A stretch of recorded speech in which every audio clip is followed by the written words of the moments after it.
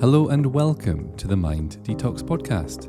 I'm your host, Sandy Newbigging. I'm a trauma-aware therapeutic coach and meditation teacher known for unifying therapy and spirituality, and I'm the author of 12 books, including New Beginnings, Mind Calm, and Mind Detox. I've also been teaching my insights and techniques via my award-winning academy for almost 2 decades. For this podcast, I usually share extracts from my Calm Clan community webinars. I'm also sometimes joined by guest experts for the occasional chit-chat. All so you can heal the hidden causes of anything problematic going on in your life, and so you can access more peace and enjoy the best life possible. I've been a monk and had to get myself out of a spiritual cult. I have a busy clinic with lots of fascinating clients, stories and takeaways. I'm usually creating a course or writing a new book, and I'm on my own journey of healing and knowing myself. So thank you for joining me for this episode. You never quite know what you're going to get, but I hope you get a lot from listening.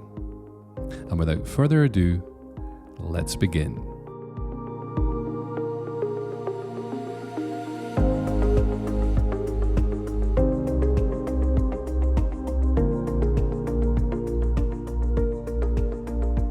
So getting into the myths about meditation, there are many myths about meditation that put people off, make it harder for them, create a lot of frustration, doubt, even anxiety at times when they're meditating. And it can actually, these myths, if they are left unacknowledged, unknown, if we live believing these myths, then more often than not, people can actually end up quitting meditation altogether. So the first one is that meditation is difficult.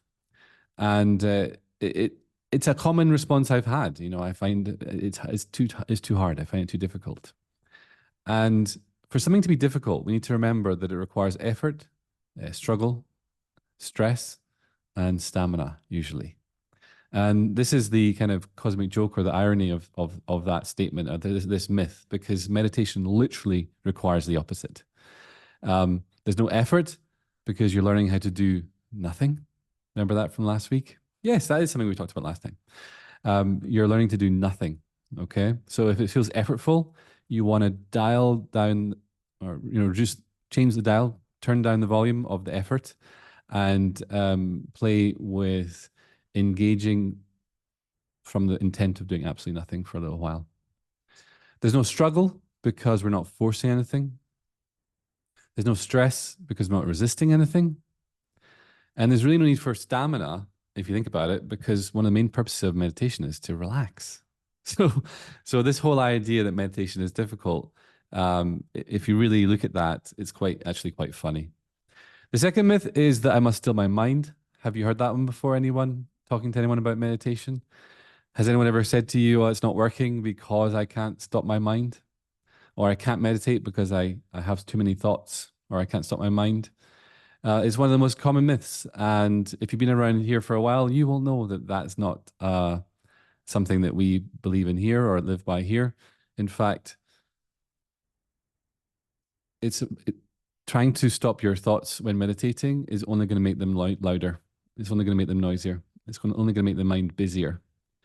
And what's helpful to remember is that when you are meditating or when you are having a time out in your day to relax for a while, then your body's going to start relaxing.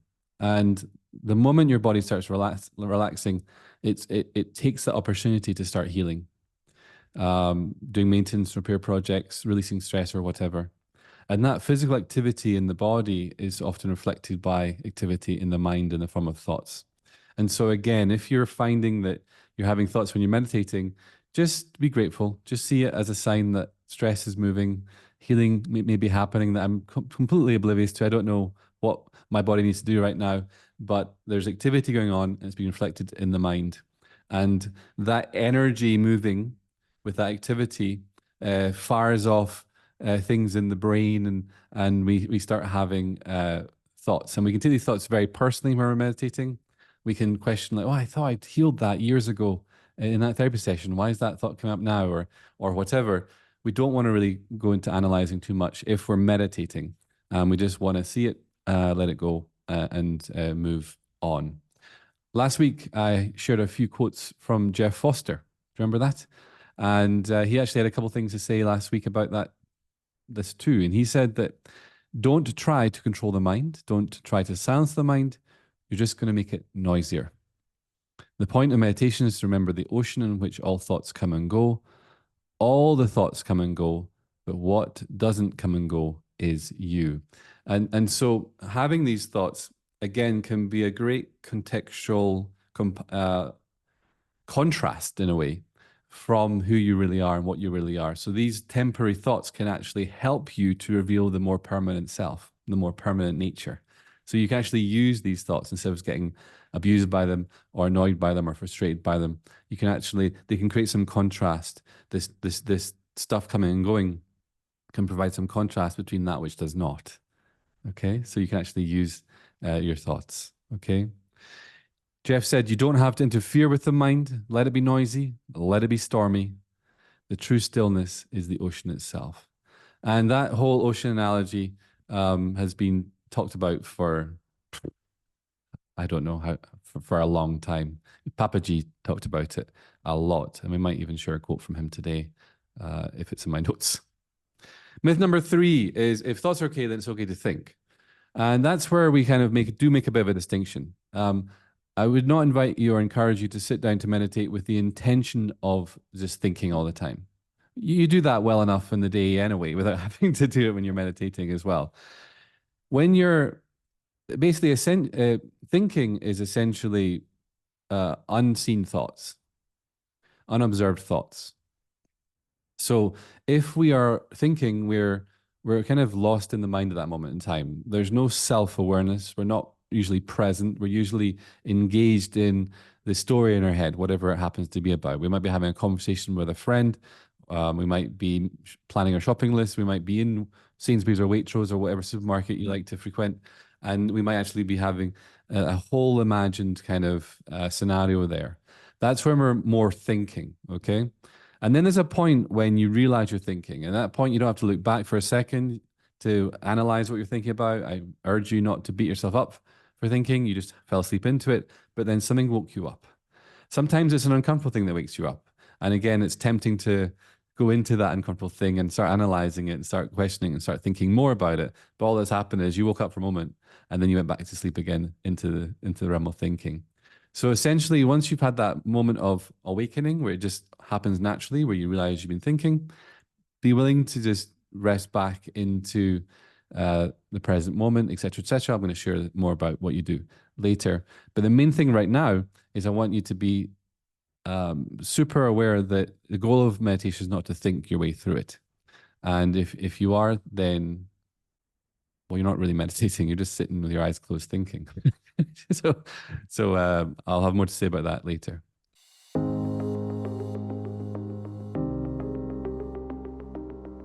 Myth number 4 is one of the most important ones, and that is that I have to feel peaceful. I have to feel peaceful. And this is probably one of the biggest myths that frustrate people or essentially make them quit. When they're not feeling peaceful, they think it's not working, or they start shaming themselves, saying, I can't do this, or I'll never get this, or whatever. But meditation does not tell us to be any certain way at all. And that's one of the things I love about meditation. It's a time out from having to perform or be a certain way or live up to any standard or have to experience any particular state. You know, last week when I shared the meditation, which I called 10-minute time out, you know, where you're invited to do nothing, that was to really highlight and show, let us see all these subtle things we're trying to do when we're meditating. And one of the main things we're often trying to do when we're meditating is to do peace. We're trying to feel peaceful. And if we continue with that myth, peace will often elude us. It's a bit like soap in the bath. You know, if you try to grab it, it'll jump out your hands. The irony is when you stop trying to be peaceful, you can find peace. I know it sounds a bit word salady. It sounds a bit spiritual, blah, blah, but it's actually true. The more you're trying to find peace, then you're actually moving away from the innate peace that you are. And what you can discover is that peace is not what you thought it was. You know, although we assume peace is a feeling, and peace is the absence of thoughts, and peace is the absence of emotions, and peace is the absence of problems, actually, peace is the contextual landscape of which all of that stuff occurs. Peace is the air, and all the other stuff is occurring within it. And so, if you're trying to feel peaceful, you're actually going to miss true peace, which is ultimately the absence of suffering. The absence of suffering. So yeah, instead of trying to make any negative emotions that you are feeling go away, maybe get curious about them. Maybe see if you can meditate and be bored. Maybe see if you can meditate and feel a bit antsy today. See if you can be yourself alongside any temporary transient emotions that are coming and going. But the main thing I want to emphasize is that if you're not happy, if you don't happen to feel peaceful that day, you're not feeling, and actually it could be a really good meditation because you might have some healing and movement going on in the body, which is just again generating these emotions and stuff. So it's a really important one to recognize. Myth number 5: meditation stops when I open my eyes. That'd be a shame. That'd be a shame if you could only experience the state of meditation when your eyes are closed, unless you're going to walk around feeling your way around the world.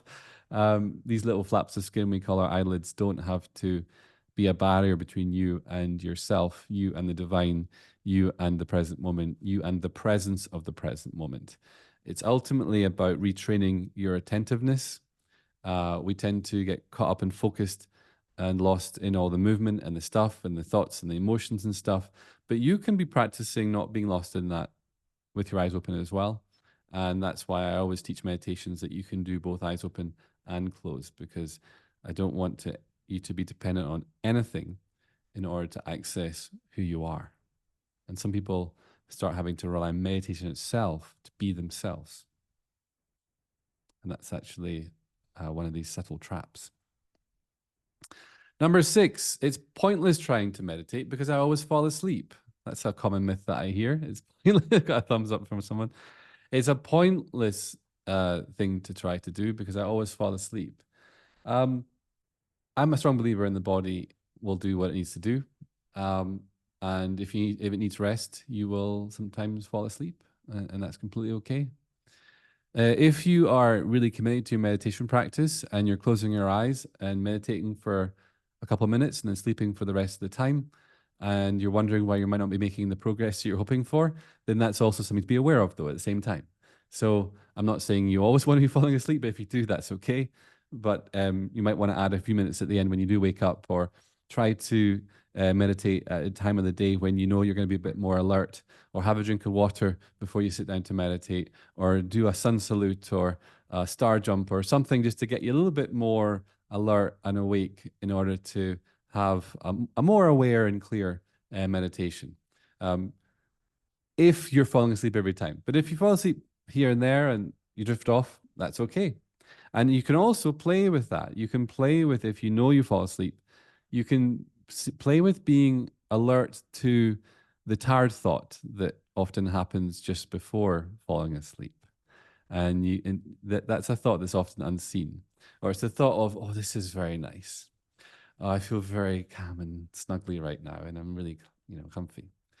And that's just often happening prior to sleep. There's a point where there is a conscious choice to let ourselves go there sometimes. And you can play with that if you want, as a nice exercise and activity, and something to help you be a little bit more alert when meditating. But again, if you fall asleep sometimes, no problem at all. But sleep's something fun to play with as well. Myth number 7, I have to breathe a certain way. I have to breathe a certain way. I definitely do recommend breathing during meditation. I do find that very helpful. It's even necessary, I would say. And some meditations do have you focusing on the breath as a way of you know, being less caught up in the mind and coming more back into the present moment, and the breath is often used. Um, but I would always have a caveat with anything that you're doing that you might become dependent on in order to be yourself. Be careful with anything at all. And we're going to cover a few more in the next couple of myths, but anything that we believe we need to do in order to be, we just want to be aware of, okay, and not become dependent on them. And where we believe I can't experience myself and be myself unless I'm breathing a certain way. That kind of again comes from this: I have to do something in order to be something. Spiritual myth, okay? It's one of the biggest myths in spirituality. Okay. So if you do like to focus on your breath, that's fine. It's a useful technique to use, but as with all techniques, the technique is intended to be used until it becomes second nature, or to until we internalize it and become it. The techniques are usually like a way towards something. But once we've found that something, we don't necessarily always need to keep doing the technique. Once it's been revealed and recognized. So I'm a strong believer in techniques. I've created a few myself, and I teach them, and I love techniques. Because left to our own devices, we tend to default to the habit. Okay, so techniques are useful, and that might be including breathing in a certain way, but don't become dependent on it or buy into the belief that I can only experience the divine or whatever if I'm breathing a certain way. That's clearly not true. Really, it's not true.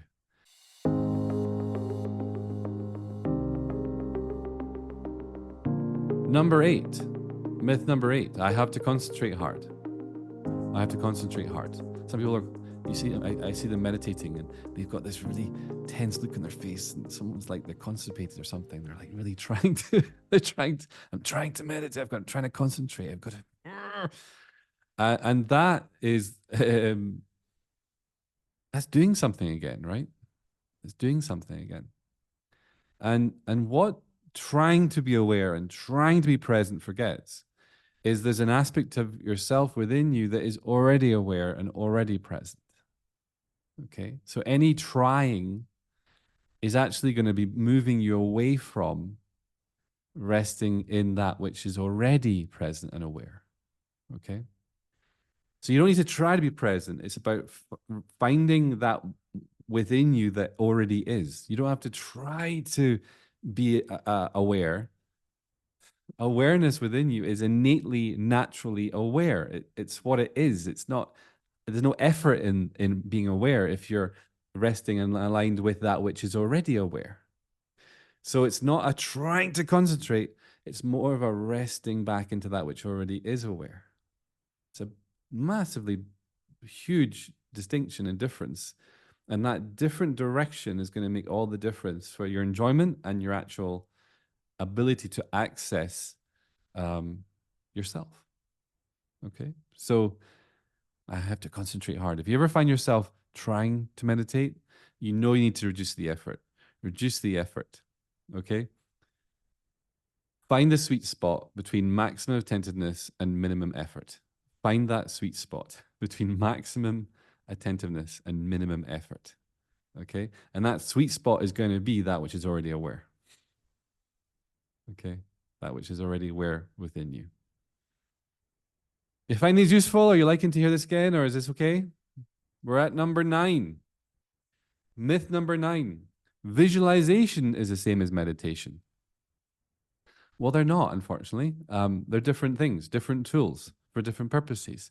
I'm not dishing visualization, or I'm not saying meditation is better or worse or left or right or up or down. I'm not saying any of that stuff, but they're not the same. And it's important to recognize, because often when I'll ask someone, do you meditate? They'll say yes. And then I say, well, what type of meditation do you do?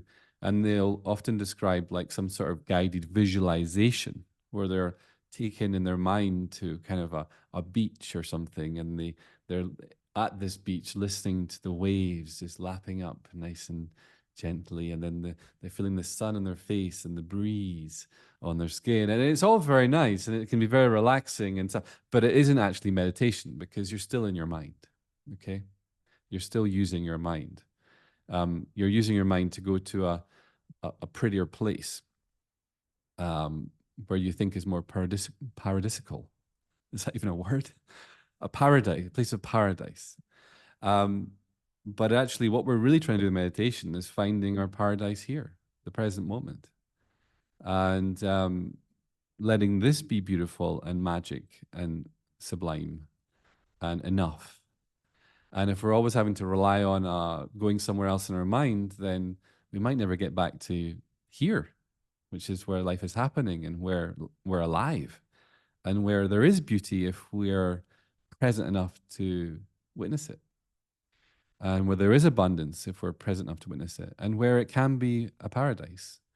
Even if you're, I don't know, sitting in an office in Slough or something. I don't know. I don't mean to dish Slough either, but but you know what I'm trying to say. If you might be in a grey concrete place and you can't pop to paradise in your mind, but you can, with the right relationship with yourself and by being fully present, there can be beauty and paradise anywhere, really. So that's what I want to emphasize with that point. Myth number 9: visualization is the same as meditation. It's not.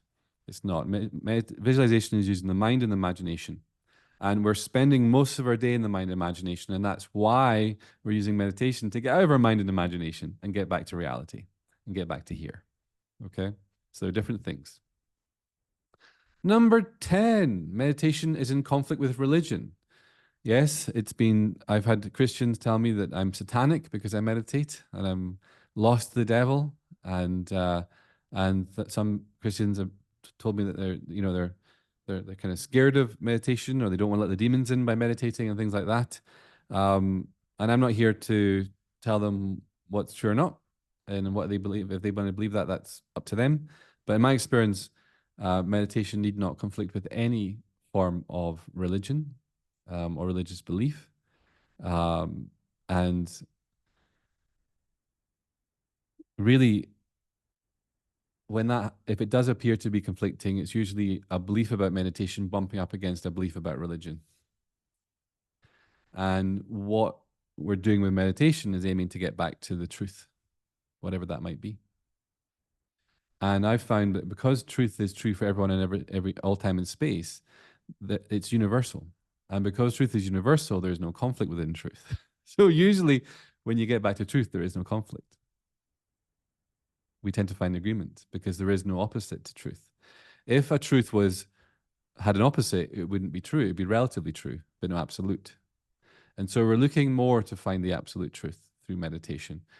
Is that better or worse? I'm not trying to be a judge here or say that that's better than religion or anything like that. I'm saying it doesn't need to conflict with religion. Unless you're going to have certain beliefs about meditation, which are going to conflict with certain beliefs you've gained from religion. And that's what can fight. And if you don't want to be in that fight, then you might want to meditate to see if the truth can be revealed.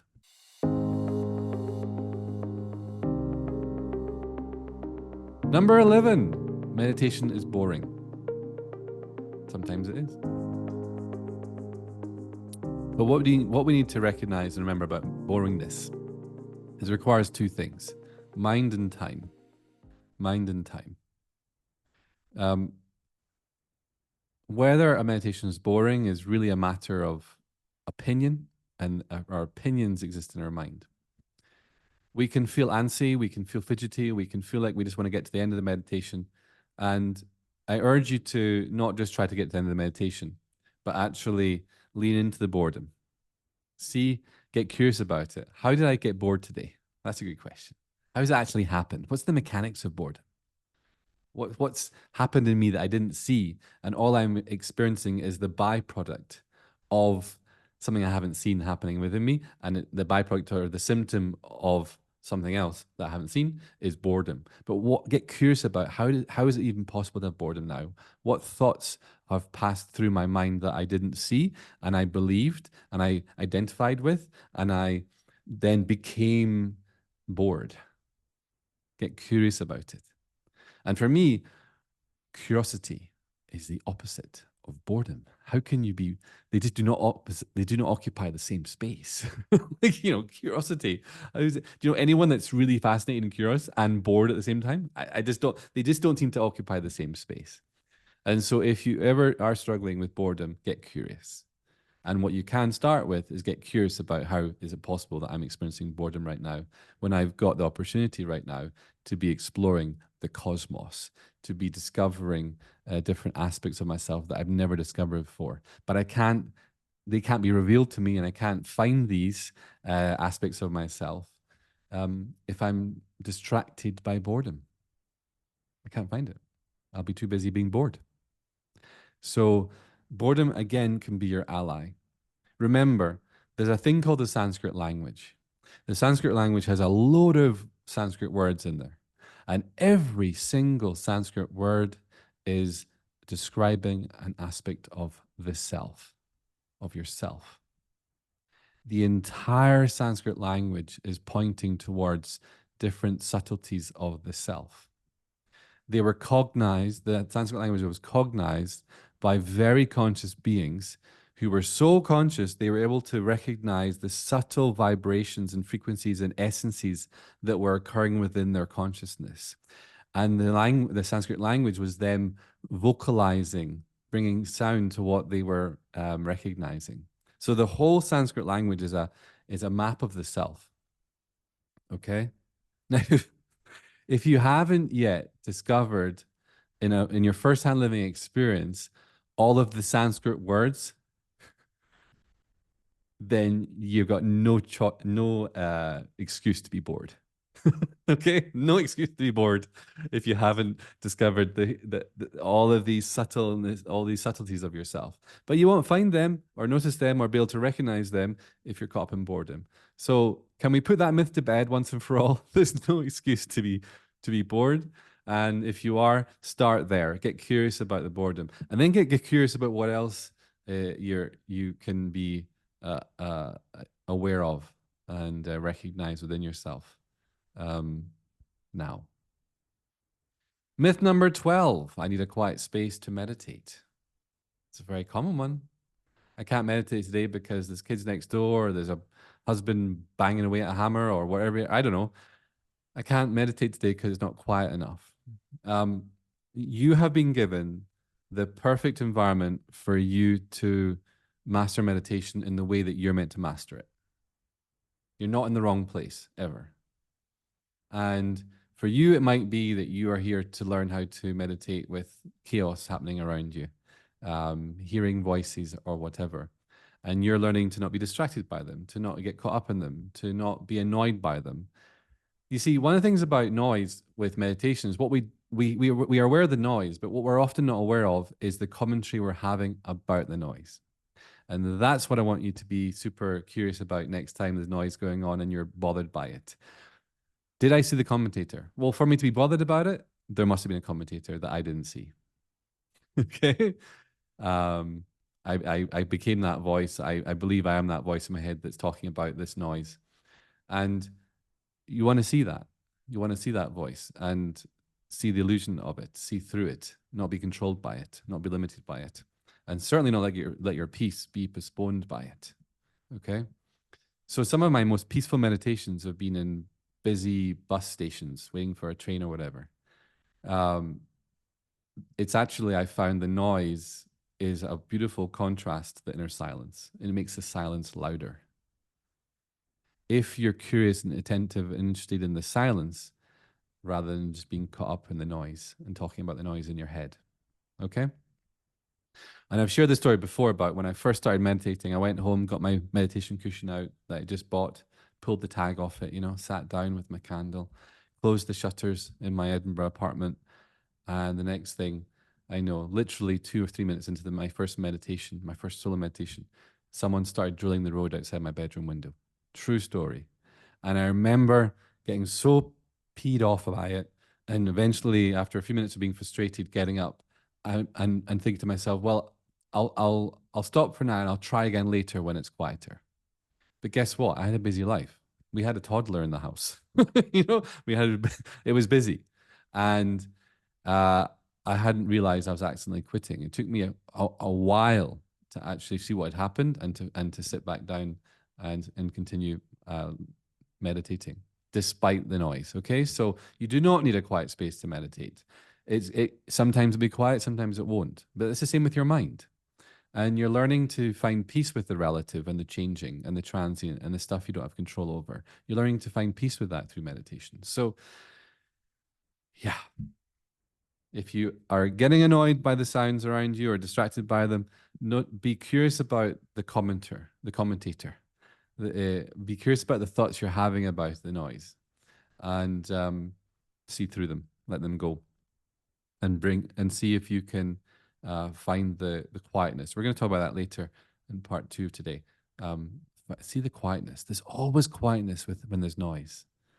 Okay, the context of all sound is silence, and that silence is within you. There's always silence.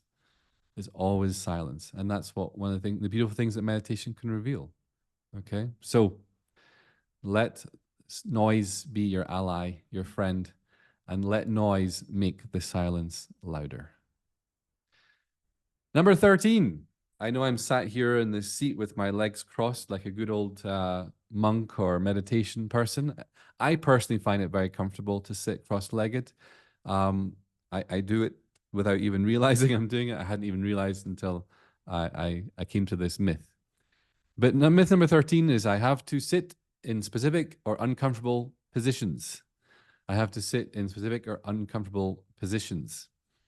And some meditations do require you to sit bolt upright with your spine completely erect and all that sort of stuff. And they have their theory, about opening channels and letting energy flow. And there's the theory to it.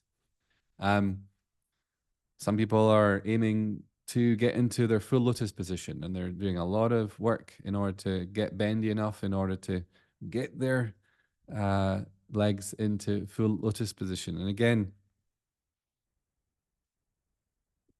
maybe there's some research in it, maybe there's some science in it. However, I don't believe it ever helps to be physically uncomfortable or cause yourself pain.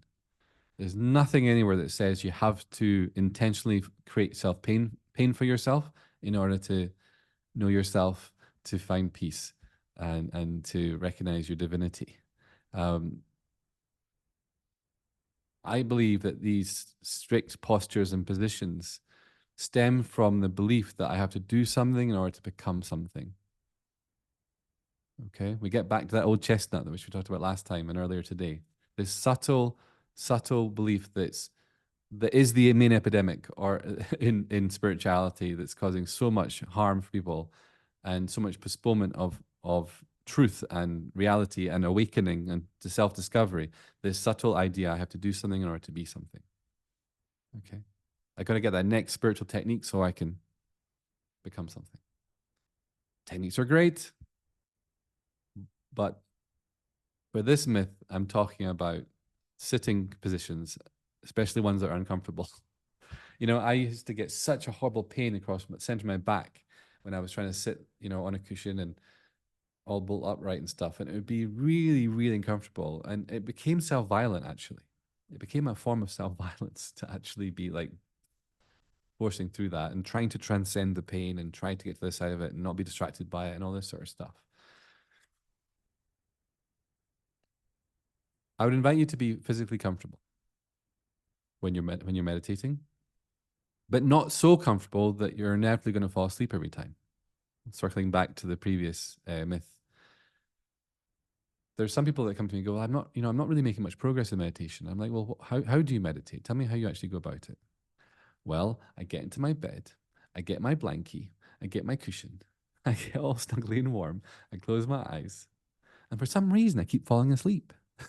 so there's an extreme to this as well. So don't be uncomfortable, but also don't be so comfortable that you're going to inevitably fall asleep or just have a foggy, sleepy, I call it meepy meditation. A meep is a meditation that, it's really a sleep that starts with a very short meditation, hence meep, sleep, meep.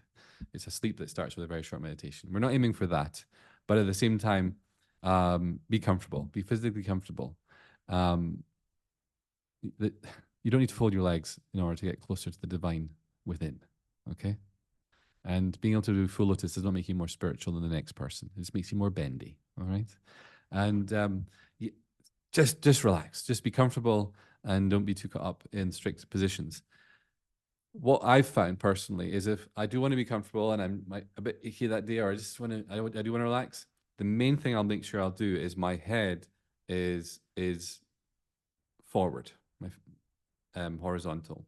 I find personally that the more my head goes back, the more foggy and distracted and sleepy my meditation becomes. So even if I'm laying out with my legs straight out in front of me on the bed or whatever, I'll have enough cushions to comfortably bring me up so at least my head is facing forward. Does that make sense? But that's not necessarily an uncomfortable position. It's just helps us to have a bit more of an alert meditation, which can be helpful. All right.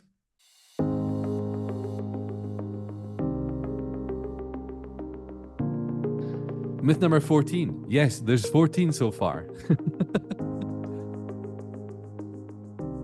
I need a meditation cushion or incense. I can't meditate today because my incense has run out and my meditation cushion, the dog just peed on it and it's in the wash, so I can't meditate today.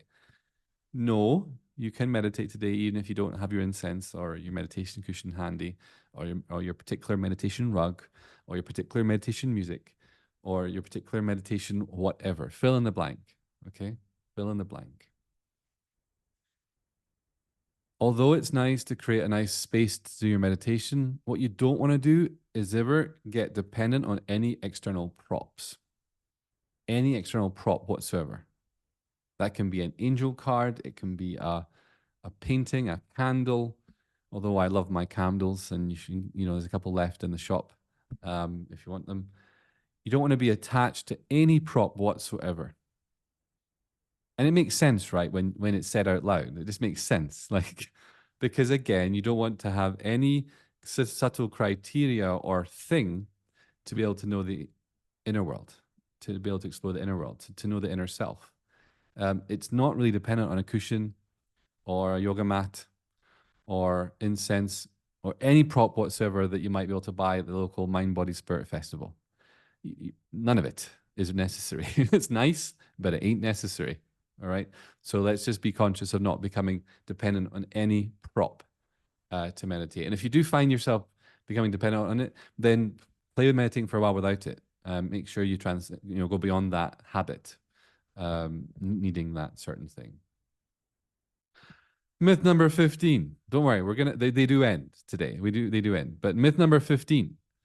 I do find these a useful way of sharing some useful stuff by talking about what not to do, right? Hopefully you've picked up a few things useful today so far. Myth number 15. I don't have enough time to meditate. I don't have enough time today. The amount of time that we can spend telling ourselves we don't have any time, we could be meditating. We can spend a lot of time thinking about doing things instead of just doing them. And I would urge you, if you're finding it hard to fit meditation into your day, then for a while, fit your day around meditation. Right? Make it that important for a while. And then it'll become something else that you just do. Because the people that are telling me they don't have enough time to meditate, always find enough time to sleep, to eat, to drink water, to get to the gym maybe, to scroll on their phones. Often, if they look at their phone screen time, it can be saying your average was 4 hours, 5 hours, crazy hours spent scrolling on the phone. So we have more time than we think we do. And if you need to, then because meditation is so relaxing, then meditate yourself to sleep at night and set your alarm a bit earlier and meditate before you get on with your day. You're going to have a better day. And the time you miss in sleep, you're going to make up for in all the rest that meditation gives you and all the other benefits meditation gives you. So even if you really believe, no, I generally have no time at all, then make a bit more time in your day, but it'll be worth it. Be gentle, don't be self-violent, and don't cause yourself any harm, but be willing to fit your day around meditation instead of fit meditation into your day. What does that look like? It means look at your day and have very specific times to meditate. For me, 4 p.m. is a time in the day where I know to meditate. And if it's at 4:15 or 4:30 and I'm still at my laptop working on something or whatever, I now know I'm missing my meditation slot. If there isn't a time in your day when you're going to sit down, then it can happen at some point, and the mind will usually make it later until the day runs out. So it's useful to have specific times in your day um, when you intend to meditate, because then you know you're missing it today, and you're either going to do something, reschedule it for later, or stop what you're doing and get on with your meditation or whatever. So um, don't believe the BS of your mind when it tells you you don't have time to do this. You make plenty of time for many other things. Number 16, meditation is selfish. Meditation is selfish. Other people need my help. I have no time to just close my eyes and do something so selfish than to invest in my own peace and my own well-being and my own clarity and my own positivity and my own spirituality.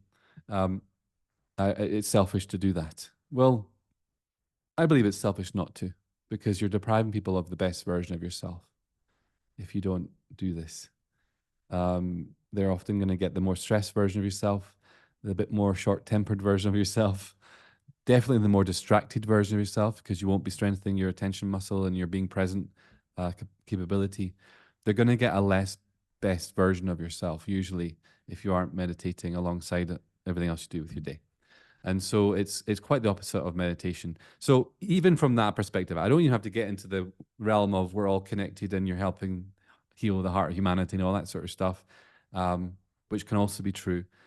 But from a very local area perspective, the people that you spend time with get a better version of yourself if you're doing this. So it's quite the opposite of selfish, especially when you recognize that any true meditation is helping you to go beyond the self that you believe yourself to be, which is innately selfish and focus on itself, and to learn a more selfless state, the selfless nature. Okay.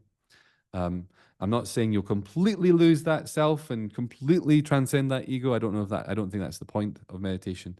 But to know that selflessness as well alongside the self that you believe yourself to be, we just end up being a better version of ourselves and have a nicer experience of life. The quality of life goes up massively. So, do you get that one? Myth number 16, it's meditation is selfish. It's the most unselfish thing you can do. Myth number 17, meditation is escaping from real life. Some people think that when you're meditating, you're just doing it to escape from your life. You're tuning out and denying reality. But instead, what we're really doing is tuning into now and welcoming reality. Most people aren't living in reality. They aren't living in real life. So they'll say that you're meditating and you're actually escaping from real life, but actually they're not spending much of their day in real life either, because they're spending most of their day in their mind and imagination. With imaginary conversation, imaginary people, imaginary scenarios, they're actually escaping life. And they've been doing it maybe since they were knee-high to a grasshopper. Meditation is about coming back to reality. And that's why I always invite you to combine and make sure you've done the trauma work as well, so it's safe to come back to reality. And your nervous system is resilient and able to be with reality. The beauty and the ugly bits. The fearless and the scary. We want to recognize that meditation is actually about the opposite of escaping. It's actually about fully facing. You know, someone I listened to says, facing infinity without flinching. I love that phrase. Learning to face infinity without flinching. That's what we're doing through this sort of meditation journey. And finally, myth number 18. It takes a long time to enjoy any benefits. It takes a long time to enjoy any benefits. It depends what your expectations are and what your ideas are and what you think should be happening when you meditate. And if you're attached to, or you have an idea that you should be feeling a certain way or you should have zero thoughts or whatever, then if that's your goal, then it can appear to take a while, maybe, to experience these benefits. But your body starts to benefit the moment, the second you stop and you rest and you close your eyes and you're willing to have a genuine time out and just for a little while do nothing. And if there is a meditation technique, play with the technique within that ultimate relaxation, resting, letting go. And yeah, there's no barrier between you and you. There's no space between you, and there's no time between you and you. So ultimately, the whole idea of it takes a long time to benefit from meditation. It takes a long time to get to know who I really am and to discover who I really am. Again, that's buying into the belief I have to do something in order to be something. And we've usually picked up a few ideas along the way about what enlightenment is, what living consciously is, what what it is to be a conscious spiritual person that deserves a gold badge. We maybe have a few ideas about that, and so it can take time to live up to them. But at some point in meditation, you see through the illusion of all of these criteria. You see that they were all just ideas. They were a mind which will never be able to get back to the present moment because it exists only when you're not here, or when it exists outside the present moment. A mind that can't quite get there, so it's going to put a lot of hoops and criteria and things you have to do and become in order to get there. Okay? It's the most challenging thing to recognize there is here. It's the most courageous thing to fully be here. Like bringing all of yourself here.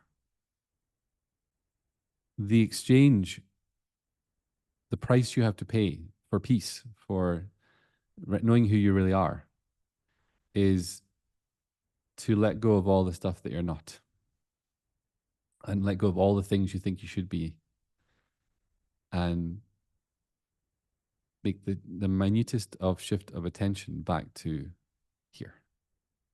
Okay? So there is a price. There is things we have to let go of, but they are usually imagined things. They are usually illusions.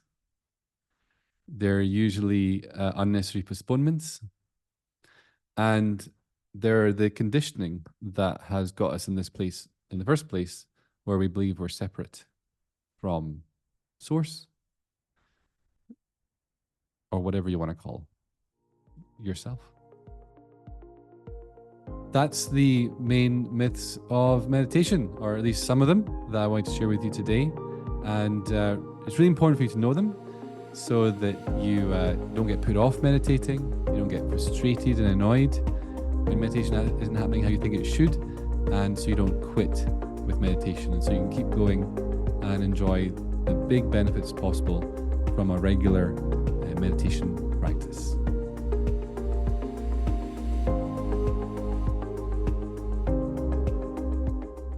Thanks for joining me for today's episode. Please like, subscribe, and write a review wherever you happen to be listening. It really does help to support me and this podcast. For more information about my one-to-one sessions, Calm Clan community, books, and academy courses, head over now to minddetox.com.